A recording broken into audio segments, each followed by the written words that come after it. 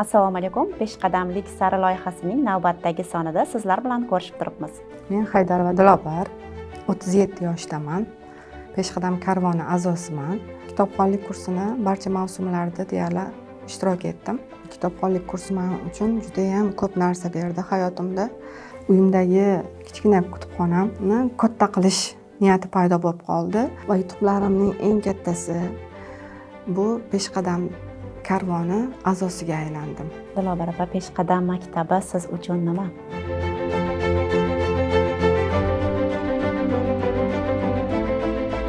Assalomu alaykum. Peshqadamlik sari loyihasining navbatdagi sonida sizlar bilan ko'rishib turibmiz.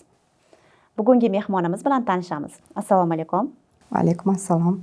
Xush kelibsiz. Marhamat, o'zingizni tanishtirsangiz. Men Haydarova Dilobar, 37 yoshdaman. Peshqadam karvoni a'zosiman va Peshqadam maktabi o'quv kurslarining o'quvchisiman. Dilobar opa, ushbu loyihamizda sizni ko'rib turganimizdan xursandmiz. O'quv markazimiz haqida qayerdan ma'lumot olgansiz? Men kitobxonlik kursi haqida ijtimoiy tarmoqlarda eshitib qolib va shu kursni o'qishga niyat qildim va o'qidim. O'sha kursni o'qishni davomida Peshqadam maktabi haqida bildim.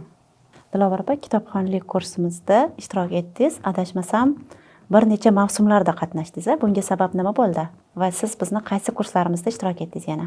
Asosan shu kitobxonlik kursini barcha mavsumlarda deyarli ishtirok etdim va bu yerda o'tkaziladigan seminar treninglarga ham qatnashdim. Dilobar opa, ushbu kurs va seminarlardan olgan bilimlaringizni hayotingizda qo'lla oldingizmi? Qanaqa natijalarga erishdingiz shu bugunga qadar? Albatta, kitobxonlik kursi men uchun juda ham ko'p narsa berdi hayotimda. Ulardan boshlanishi farzandlarim orasidagi kitobga bo'lgan muhabbatni kuchaytirish. Ustozimiz aytganlaridek, kitob va bola o'rtada ustoz yoki ona bo'lish kerak, ikkalasini birlashish uchun.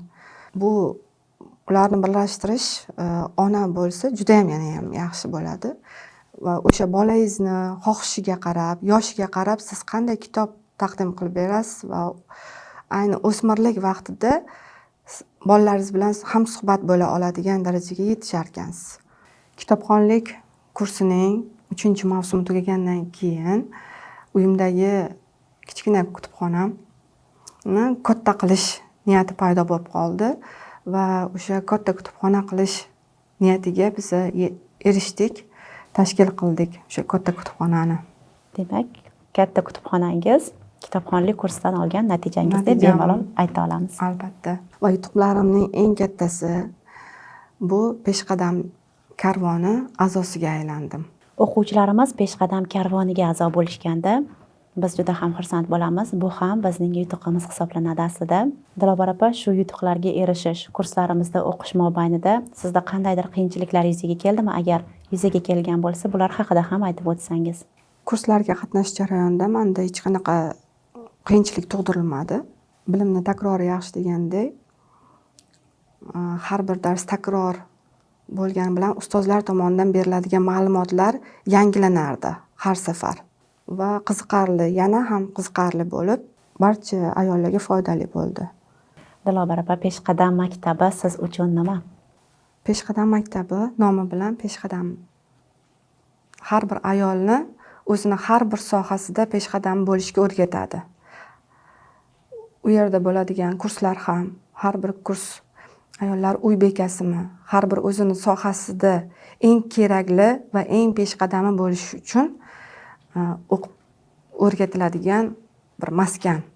Dilobar opa, bugungi suhbatingiz uchun sizga tashakkur. Tashrifingizdan xursand bo'ldik. O'quv markazimizdan olayotgan bilimlaringiz foydali va manfaatli bo'lishini tilab qolamiz.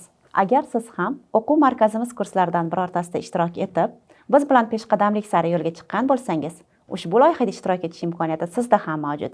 Buning uchun izohlarda yozib qoldirilgan havola orqali hoziroq ro'yxatdan o'ting.